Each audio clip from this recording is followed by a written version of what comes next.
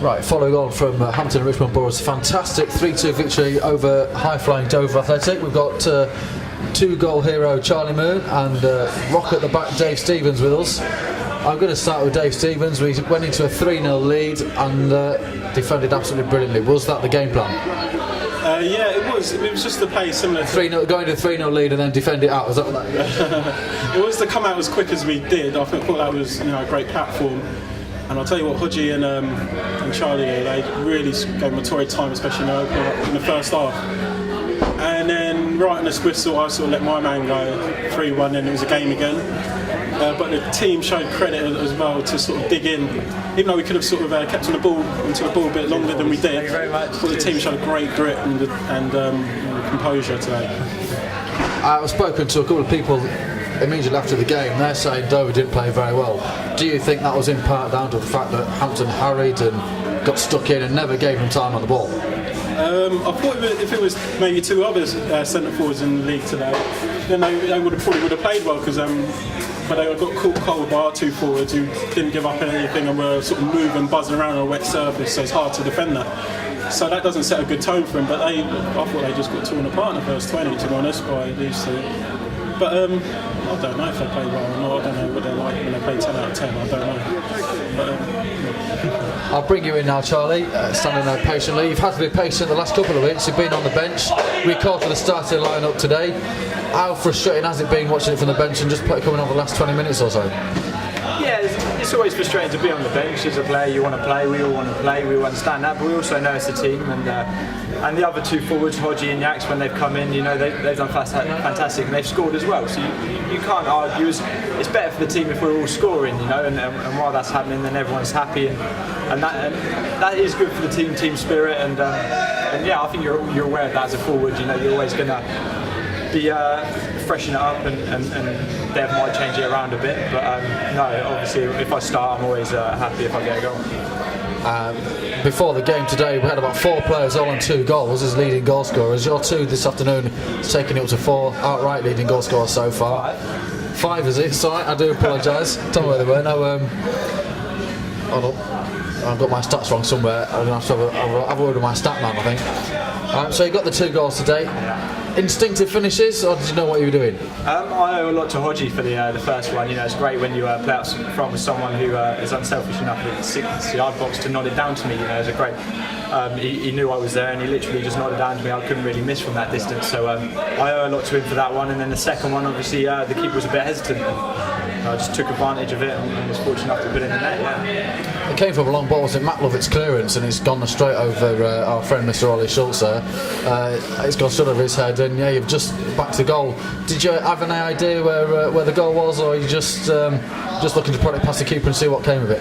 Yeah, we know that Lovett's got a good kick, and Hodgie will always, like Dave said, he always calls it to be a nuisance and getting amongst it. And I think it's just a case of Dev told me before gambling behind, and that's what I did. And when it does happen like that, you're just looking to get any contact on it, and hopefully it goes past the keeper. And luckily, that's what happened. We've got Captain Dean Wells here a minute. We've just got a quick word with Dean Wells. Yes. He's been out injured with an ankle injury. I wasn't watching it. I was in the physio.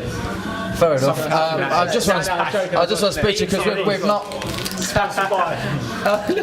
Hello, Mr. Stevens. Yeah, go on.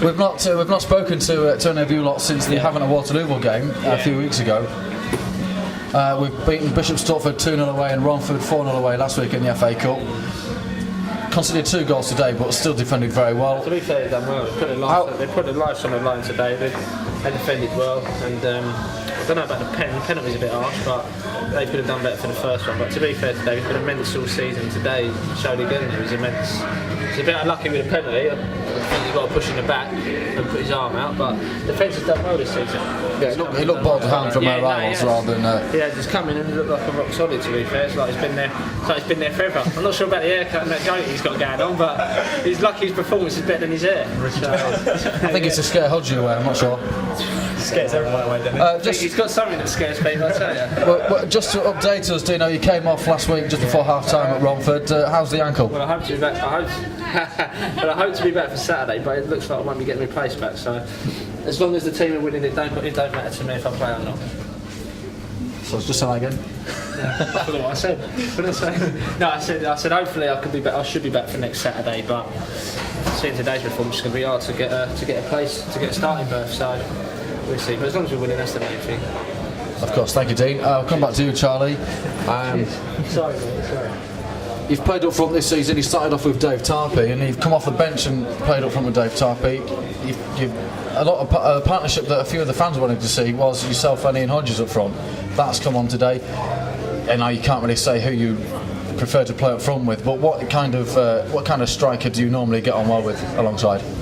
I think you look at who you're playing with and you look at their strengths and you play with them. And I think with Hodgie, he wins a lot in the air, and therefore you play more in behind. Whereas, but I enjoy just as much playing with Tarps. I've known Tarps for years, and I'll play off him and I'll play with him. We understand each other, so I don't think it's a case of. I think you adjust to who you're playing with, and I think that happens with the other boys when they play with each other. Each of us have strengths and know how each other play. I think that's what's good with, and I think that's the case all around the pitch. I think you look at the little partnerships that we've got, and like Dave at the back, the boys at the back are so solid, and to be fair, we can only win games if the boys at the back are doing it as well, and that's what they've been doing. So it's been great, really.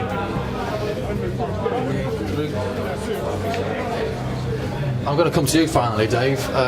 Talking about partnerships there, you started off the season in the back three, centre-back three pairing of yourself, Dean Inman and Dean Wells.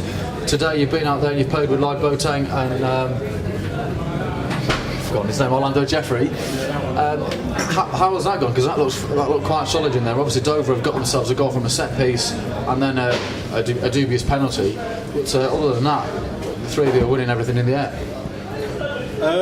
Yeah, but I think we've got sort of 5 or 6 people, and Dean Inman add that to that, who can come in and take your own place and come play alongside you. I think we've got so many good depth of squad here, despite apparently us having budget problems and all that.